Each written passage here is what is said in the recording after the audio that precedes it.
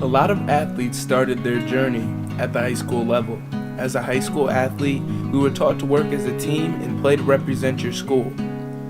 Some teams were better than others, but at the end of the day, we are all athletes. These are some athletes that had a large impact on their teams. I went to Bishop Gordon High School. It's in Nashua, New Hampshire. It's a private school. It's co-ed, and I played tennis there. I went to Trumbull High School. It's in Trumbull, Connecticut. It's a public school. I played basketball.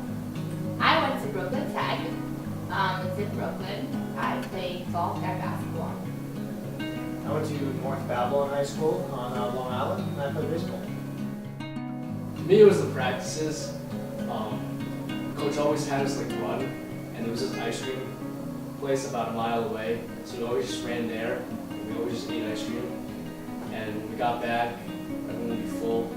So we'd be pretty upset sometimes, but we didn't do it that often. It was just a good time though. I'd say for me, it'd be I do agree with practices were a great time. I'd say the locker room. Locker room was one of my favorite parts because it really showed the team chemistry and the team camaraderie. And we were able to be relaxed as opposed to being in the rigors of the games, the practices, having to be perfect. But in the locker room, we were able to just be ourselves, relax, and just hang out with friends and have a good time. Well, for in Trumbull at least, it was a great way to stay in shape and to meet people. Your team is gonna see you in the caf and outside of school. We all hung out together. Team was everything, and staying in shape was just the biggest benefit.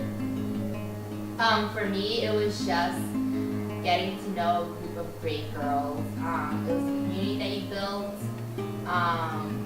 You really represented your school when you went to another school.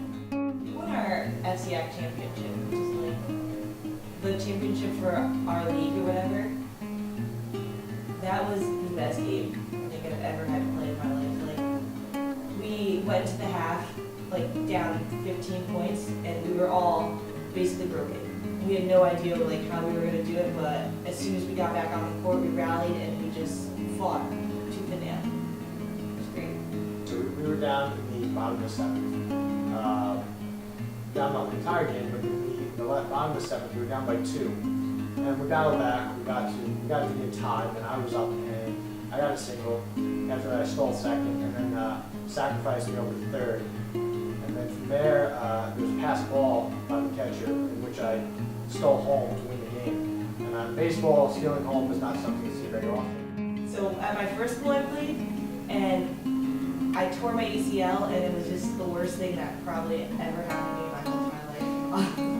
I'm still not, I'm not over it. And so coming here, I was just sad. It wasn't an easy transition. It was really hard. I would say for myself, once I did get into college, it was an easy transition because I knew I wasn't playing anymore, so I didn't have to have that part of my life to dedicate. So it was easy to go from a lifestyle where I had baseball I had to concentrate on, but also the academics, and also balancing just everyday regular life. So now with that out of the picture, I was able to just concentrate on academics and just being the best me that I could be. Intramural are honestly just what you make of it. If you're going to go in there all serious, then that's just what it's going to be. If you want to go into it laid back, that's what it's going to be.